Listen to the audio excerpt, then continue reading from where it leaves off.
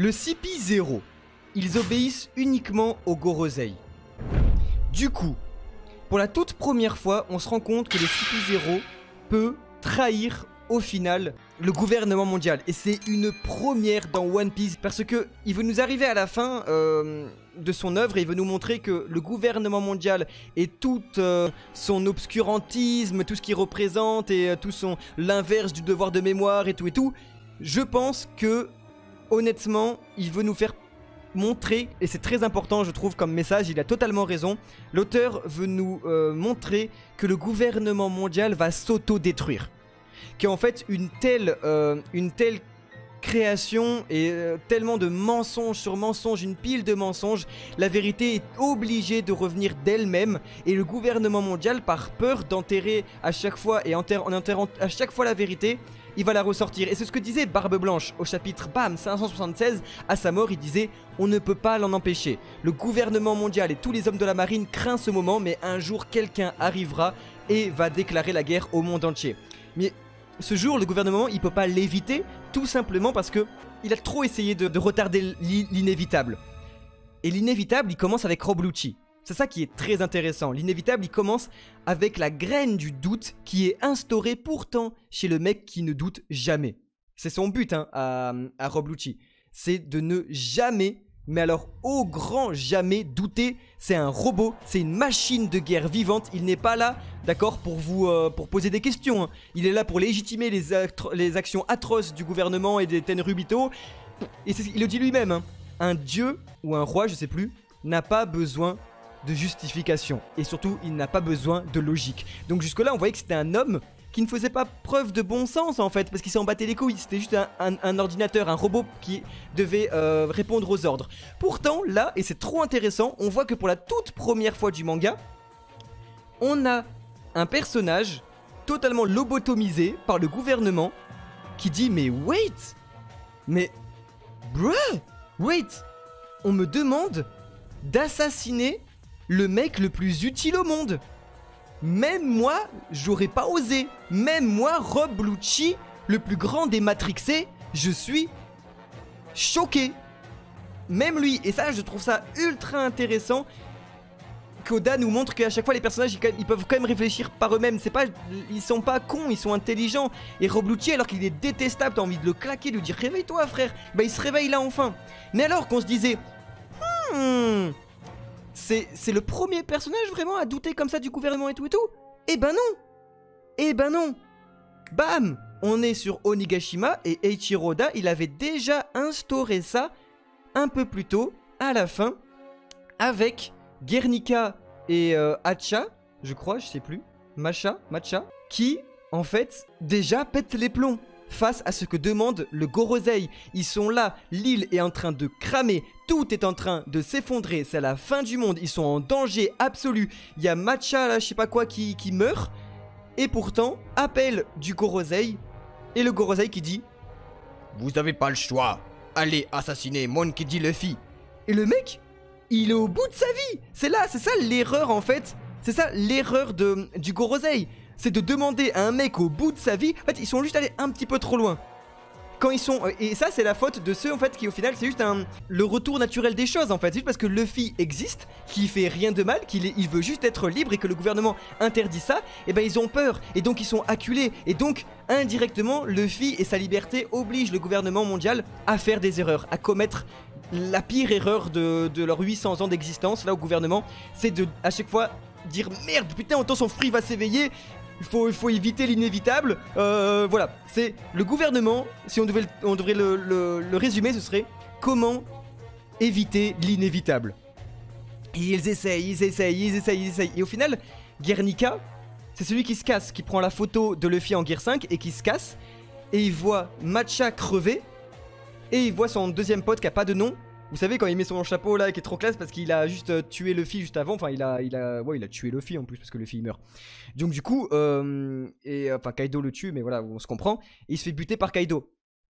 Donc du coup, en fait, là déjà, ouais, le doute, mais surtout la rancœur en fait, va s'installer dans les hommes qui pourtant sont là pour répondre directement au Gorosei. Et donc, ça, il a déjà commencé ça discretos sur Onigashima. On peut même remonter bien plus tôt dans la mini-aventure du CP9 qui nous montrait déjà à l'époque que le CP9, ils sont dispensables, ils étaient jetables en fait. Le gouvernement l'utilise et ensuite derrière, s'ils sont plus utiles, et surtout si c'est un danger pour le gouvernement, ils sont jetés. Et du coup, déjà dans la mini-aventure du CP9, ils avaient dû survivre. Ils avaient dû survivre aux assassins en fait. Et ce qui est trop cool, en fait, Eiichiroda, il est en train de créer une empathie avec les assassins du gouvernement. Et ça a commencé, ça je peux même le dire, la toute première fois. Et moi je m'en rappelle que ça m'avait touché. J'avais à l'époque littéralement 10 ans, quand j'avais lu Kaku qui perdait contre Zoro et qui tend de lui-même la clé pour libérer Robin. Et Zoro lui dit à ce moment-là, ouais, Paulie a un message pour vous, vous êtes viré. Parce qu'avant ils travaillaient, ils étaient infiltrés dans la Galela Company. Et du coup vous êtes viré. Et là Kaku il dit, mais en fait, il est gentil Paulie, mais on peut pas être viré. Le seul moyen pour les assassins d'être virés, et là il le dit pas. En fait c'est d'être assassiné. Et du coup Kaku ça a jamais été un connard en fait. Moi j'adore le personnage de Kaku, rien que on voit qu'il regrette en fait. C'est un des rares qui regrette son infiltration. Parce qu'il s'est vraiment lié d'amitié avec ceux qui s'est infiltré, chez qui il s'est infiltré avec la Gaela Company, avec Iceberg et même les Mugiwara. Et même dans le combat, dans tout ça, il s'est rendu compte que Zoro c'était pas non plus un connard. Et du coup il y a une empathie qui s'est créée. Donc du coup, est-ce que avec toutes ces années, eh ben on n'aurait pas le retournement de veste du CP0, le retournement de veste de Kaku et Lucci? Parce que maintenant, tout ça, ça se conjuguerait parfaitement avec la différence de progression des antagonistes et des protagonistes. Forcément, Lucci il est devenu beaucoup plus fort, Kaku aussi, c'est génial. Mais on sait tous très bien qu'un ancien antagoniste ne sera jamais du niveau du protagoniste. Le protagoniste a beaucoup plus évolué. Et on sait très bien que Luffy il est devenu, il est dans les étoiles, il est immortel. Zoro le mec, c'est l'enfant des ténèbres infini, il coupe tout en deux. Voilà, il se fait un mec à 1,4 milliard sur sa tête en 2 chapitres. Bref, ils sont plus du même niveau. Et dans tous les cas, ce serait pas logique. Luffy doit devenir le roi des pirates, Lucci c'est pas le cas. Donc ils sont plus du tout du même niveau, du coup ce serait chiant et redondant d'avoir des antagonistes qui se répètent. Et ça n'est jamais arrivé dans One Piece. Du coup ce n'est pas possible que lorsqu'ils vont se rencontrer, il y aura forcément friction, il y aura forcément combat, il y aura forcément wait a minute. Mais au final ils peuvent que s'allier entre guillemets. Et je trouve que ce serait trop intéressant que le CP0 aide au final, donne des informations sur le Gorosei, sur le gouvernement et comment le faire tomber. Parce que putain il fallait pas les trahir en fait. Eux-mêmes ils savent pas l'existence d'Insama. Donc tu vois ils se disent putain je suis qu'un pantin quoi. Fait chier, je suis qu'un pantin. Et ça Rob Lucci le comprend. Rappelez-vous, on n'aurait jamais imaginé à l'époque. Et encore je sais pas si vous étiez là à l'époque dans le chat, je peux comprendre que c'était il y a longtemps, c'était il y a 15 ans. Mais du coup, est-ce que vous étiez là il y a, ou du moins il y a 4, non pas 15 ans, c'était il y a 13 ans, 13-14 ans, mais pour Impel Down, personne n'aurait jamais imaginé que Crocodile allait s'allier avec Luffy pour sauver Ace. Et attention, vous voyez bien ce que je dis, Luffy il a vu Crocodile, il a fait toi là, j'ai pas trop envie, voilà, mais fait chier, j'ai pas trop le choix, donc tu sais quoi, allez viens. Pourquoi on pourrait pas avoir la même chose avec Lucci au final? Crocodile, il est tout aussi méchant que Lucci, hein. Bon, il paraît un peu plus intelligent et un peu plus réfléchi parce que voilà, il fait ça de son côté. On va dire que Lucci, c'est voilà, il est auto-entrepreneur et l'autre il est salarié quoi. Mais ça reste quand même les deux, c'est des connards quoi. Donc bon, tout ça pour vous dire que c'est possible, tout est possible dans One Piece. Hein. Voilà, hein. Moi je vous le dis, hein. Je vous le dis, avant la fin de One Piece, il y aura une alliance avec Luffy et Doflamingo. Hein.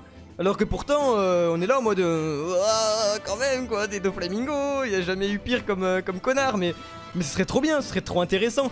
Mais pas une alliance en mode Mugiwara, j'ai compris, toi et moi, l'amitié, tu comprends, tout ça, viens on se fait des bisous, on se fait des câlins et tout. Non, non, non, non, non, non. Une alliance plus, j'ai pas le choix, viens on s'entraide parce qu'on a un ennemi commun, c'est le gouvernement mondial. Et donc vous remarquez que le gouvernement mondial, il se crée trop d'ennemis. Que ce soit Doflamingo avec le secret de Marie-Joise et tout, lui aussi il attend un assassin au final. Donc si maintenant le CP0, ils attendent aussi des assassins, qu'ils ont peur d'être dans le pétrin comme le dit Kaku, bah tout ça voilà, ça le crée. Vous la voyez venir, l'alliance ultime contre le gouvernement mondial. Les Shishibukai, la Cross Guild, tout ça, ça va être la guerre ultime. Le Gorosei, ils vont devoir se battre, ils vont devoir faire du karaté, l'autre il va devoir sortir enfin son katana après 25 ans. Ça va être incroyable, c'est sûr. Ça va arriver les amis, courage, on y est presque, la saga finale de One Piece. Donc voilà, sondage, c'est parti. Est-ce que, pour vous, vous pensez que le CP0 va faire tomber le masque? Ou plutôt, est-ce qu'il va retourner sa veste? N'hésitez pas à le dire en commentaire. Ciao ciao.